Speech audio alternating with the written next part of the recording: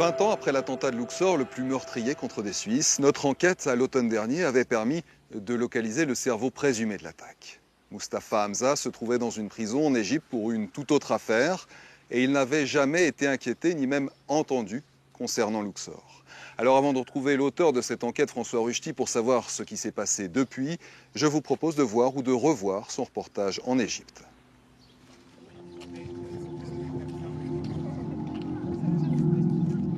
Ces images ont 20 ans. Souvenir d'un voyage en Égypte qui devait être merveilleux.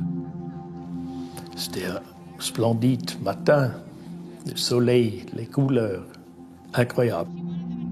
On est monté la première rampe et là, on a entendu des fusées, des coups de feu. D'un moment, j'ai vu un terroriste avec un fusil est allé tuer des gens et puis se tourner vers nous et a fusillé contre notre groupe. Novembre 1997, la vie de Stefan Kopp bascule. Il fait partie d'un groupe de touristes suisses pris au piège dans le temple d'Hatchepsout à Luxor. J'ai été touché par un coup de fusil et puis d'un reflet, je me posais derrière une colonne et ne bougeais plus. Parmi les nombreuses victimes, l'épouse de Stefan Kopp. Elle était 2 mètres à côté de moi. Immédiatement, j'ai réalisé qu'elle est morte. Une blessure d'autant plus vive que les responsables de l'attentat n'ont jamais été arrêtés. Mich stört es, dass dieses Dossier zwischen der Schweizer und der ägyptischen Regierung quasi für mich nonchalant geschlossen wurde, ohne irgendetwas von den Ansprüchen, die die Schweiz an Ägypten gestellt hatte, eingelöst worden wäre. Nichts, null.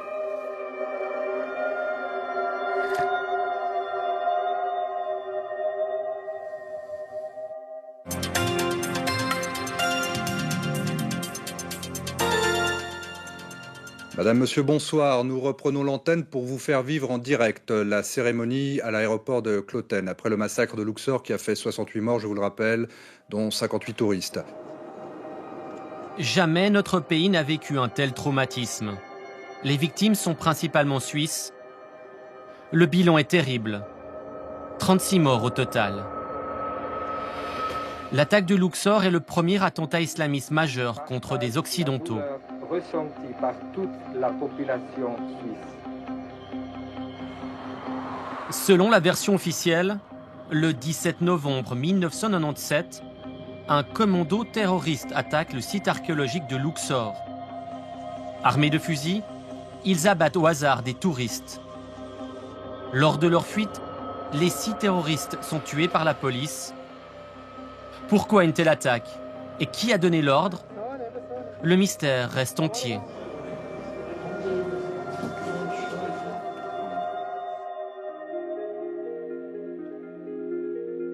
« 20 ans plus tard, il est temps de rouvrir le dossier. Pour la première fois, il est possible d'accéder aux documents classés des archives fédérales à Berne. Nous cherchons le rapport d'enquête de la police égyptienne, un document capital. Il contient toutes les informations transmises par l'Égypte à la Suisse. Nous n'allons pas faire durer le suspense. Le rapport en arabe, le voici. Il fait à peine 3 pages, sans aucun détail, rempli d'erreurs, même le nombre de victimes est faux. Dans le même dossier d'archives, on voit clairement que la priorité des Égyptiens, c'est le retour du tourisme et pas l'enquête. Pourtant, on ne trouve pas de traces de contestation du gouvernement suisse. Comment l'expliquer? Nous avons rendez-vous avec Blaise Godet. Le Neuchâtelois était ambassadeur au Caire en 1997. Le rapport final qui a été rédigé au terme de mois d'investigation, au fond, ne nous apprenait pas grand-chose de plus que nous n'ayons déjà lu dans les journaux.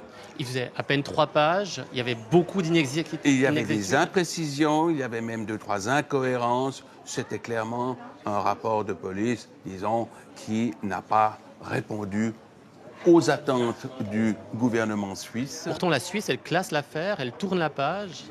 Que voulez-vous, il y a un moment où le temps fait son œuvre et on a estimé qu'il fallait aller de l'avant et que, sans oublier naturellement ce qui s'est passé, il fallait reprendre un cours normal dans nos relations bilatérales avec l'Égypte. Mais c'est vrai, c'est un rapport que je qualifierais de décevant. En 2000, la justice suisse suspend officiellement l'enquête sans qu'aucun commanditaire ne soit identifié. Difficile pourtant d'en rester là. Il faut aller en Égypte pour continuer notre investigation. Malgré 6 mois de négociations, notre demande de visa journaliste est refusée. Nous voyageons en touriste, petite caméra au point.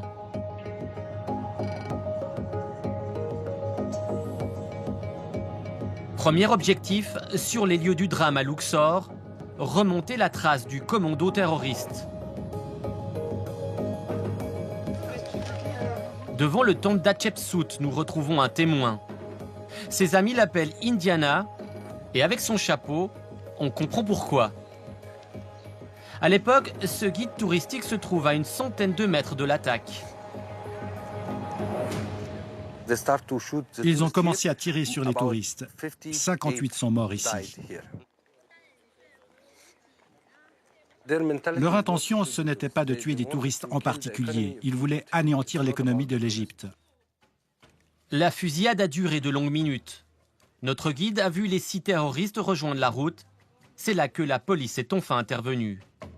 Un policier a touché un terroriste à la jambe. Les 5 autres terroristes ont achevé leurs camarades blessés. Ensuite, ils ont fui dans une caverne. Puis ils se sont donné la mort avant que la police et les villageois arrivent. Un suicide. Les 6 terroristes sont morts à quelques kilomètres du temple, sans donner le nom de leur chef. Ils laissent un unique indice, des tracts en papier à la gloire du Jama'a Islamia, un groupe islamiste radical.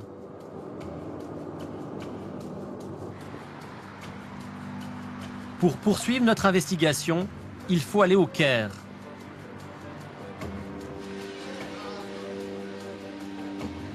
Nous obtenons un entretien avec un expert, ancien sympathisant du Jama'a Islamia. Ce sont effectivement des combattants du groupe Jama'a Islamia qui ont mené l'attaque à Luxor. À l'époque, le groupe était divisé. Une partie des chefs négociait un accord de paix avec le gouvernement égyptien. Beaucoup des leaders étaient en prison en Égypte. Ils espéraient pouvoir négocier la liberté contre la paix.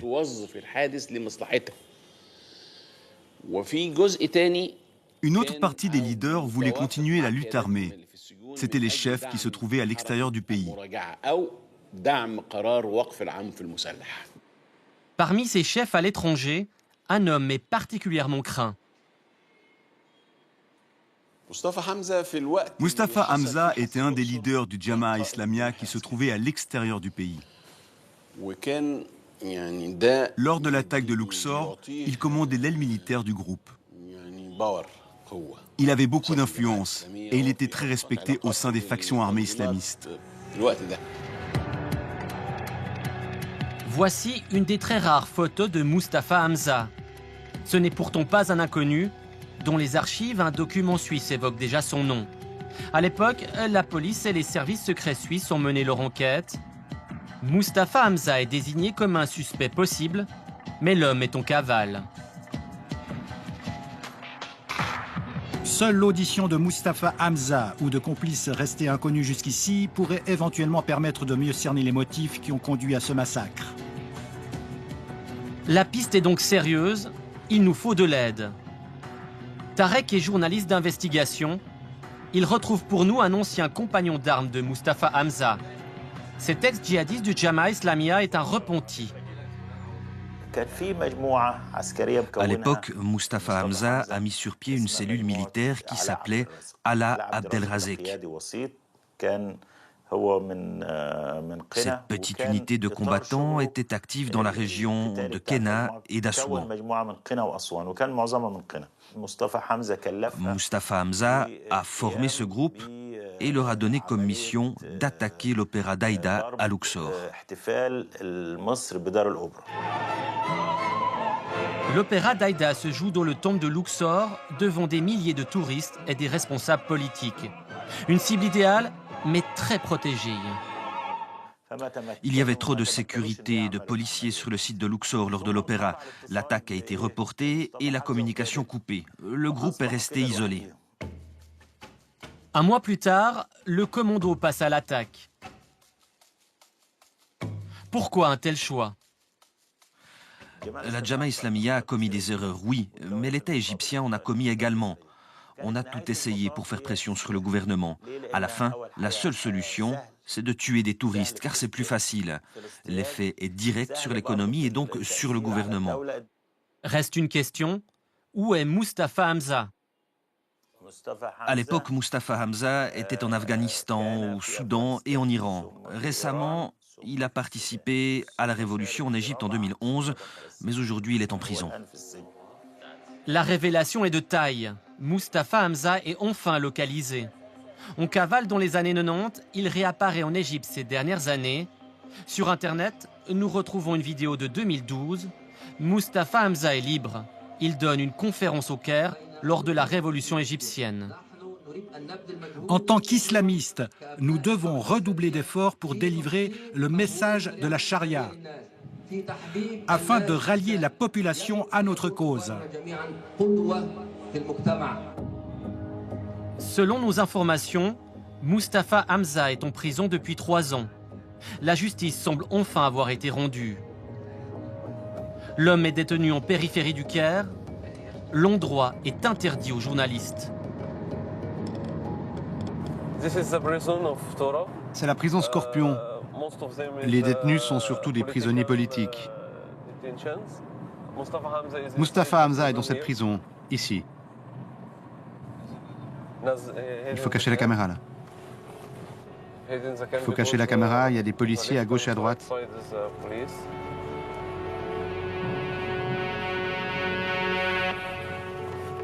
Impossible de s'approcher de Mustapha Hamza. Mais son avocat accepte de nous rencontrer. Il n'y a pas de procédure ni d'interrogatoire concernant l'attaque de Luxor. Il n'y a aucune charge contre Mustapha Hamza.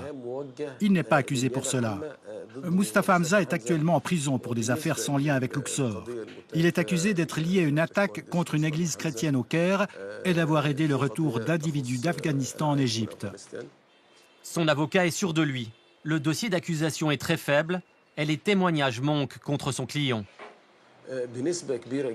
Lors de la prochaine audience, nous obtiendrons probablement sa libération. Il n'y a pas de preuves solides. Il sera libre l'année prochaine. Je suis certain que la décision sera favorable. Il a déjà obtenu un non-lieu en première instance pour les différentes affaires qui lui sont reprochées. Mustapha Hamza, l'auteur présumé des attentats de Luxor, pourrait être libre l'année prochaine. Pourtant, la Suisse n'a fait aucune demande pour l'auditionner ou pour l'extrader. En Suisse, Stéphane Kopp attend toujours des réponses. La victime a le désir de voir que celui qui l'a fait est puni. Pour moi, on n'avait plus envie de s'occuper de ce dossier. Voilà. Mais est-ce qu'on en a fait assez? Est-ce qu'on a fait assez de recherches? Est-ce que la Suisse aurait pu faire plus, selon vous? Peut-être parce que les Égyptiens n'ont pas coopéré. Mais ce n'est pas une raison de capituler. Il reste 10 ans avant que le crime soit définitivement prescrit. Les proches des 36 victimes suisses ont probablement tous le même désir, que la justice soit enfin rendue.